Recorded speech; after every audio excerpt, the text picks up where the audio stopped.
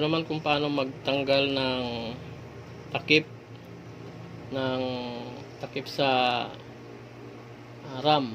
Kung gusto niyo magpalit ng RAM ng laptop nyo, i-upgrade nyo, pwedeng DIY nyo na lang. Ganito po yan. Ito po yung takip nya. So mayroon po yung bali tatlong tornilyo. Ito po 1, 2 and 3. Yan po. So ito po kung paano pagtanggal po nyo. Ganito lang po yan.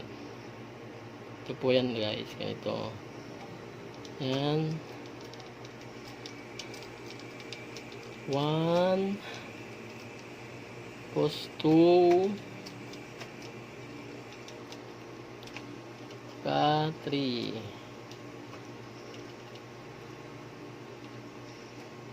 Yan guys, tanggal na po yan. Tapos medyo aangatin nyo lang po dito banda. Ito dito. Tutuklap po yan eh.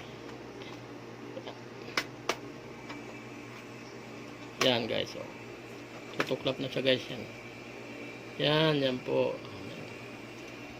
Tanggalin lang po natin yung tornilyo, baka malaglag eh. Yan po ang niya guys, yan. May tatlo po yan. So itatabi nyo lang para hindi mawala. So ito po yan guys, ang niya, takip yan. Yan po ang takip niyan. So bali ito po yung ito po yung RAM nya. Bali dalawang slot po yan. Ito, isa at saka ito yung pangalawa sa ilalim. Kaya dalawa. Ganito po yan kung gusto niyo magpalit ng RAM, ganito po lang yan tatanggalin. Bali yung isa itutulak nyo lang papunta doon, tapos ito naman tutulak nyo rin papunta dito. Ganito guys, ganito. Ganito yan.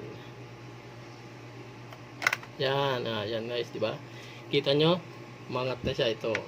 Ito yung unang RAM niya. Yan. Kung gusto nyo magpalit ng RAM, ito lang siya. Pwede nyo ang i-DIY kahit bumili lang kayo ng sarili nyong RAM. Tapos kayo na lang mismo magpalit.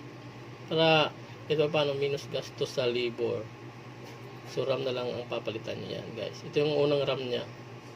Tapos ito naman yung pangalawa. So ganun rin po ang proseso ng pagtanggal. Bali tutulak nyo lang ito palabas at ito naman sa palabas din. Same process lang po guys. Yan. Ito po. Tanggalin na po natin.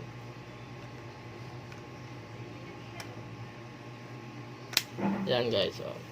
Tanggal na po. Ito po yung pangalawang niya, RAM. Kasi dalawang slot po yan. Yan. Yan po guys. Yan. So yan po yung slot ng RAM nya. Ito po. Dito po yan sa sa taas. Meron po yan dito sa taas. Ganyan. Ganyan na rin po ang pagbalik. Kailangan guys ito nasa tamang posisyon din para ma-insert nyo siya. Yan, ganyan guys ang pagpasok niyan. Yan, ganyan po ang pagbabalik niyan guys. Yan. Ito yung ibabaw guys ha. Ibabaw lang yan.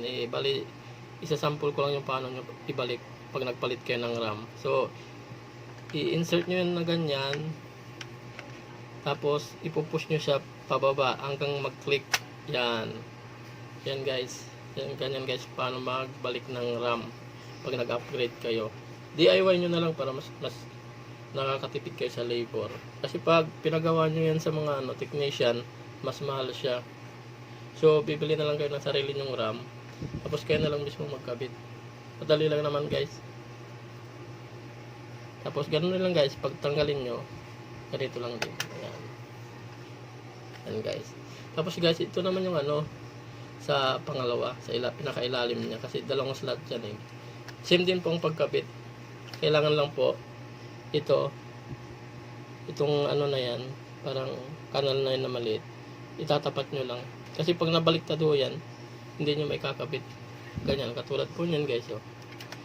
Hindi siya may kakabit. Kasi yung niya, parang kanal niya is nandun. So kailangan itatapat nyo lang ito. Yan, may guide naman yan guys. Hindi kayo mahirapan magkabit. Ayan Ganyan din. Same lang din.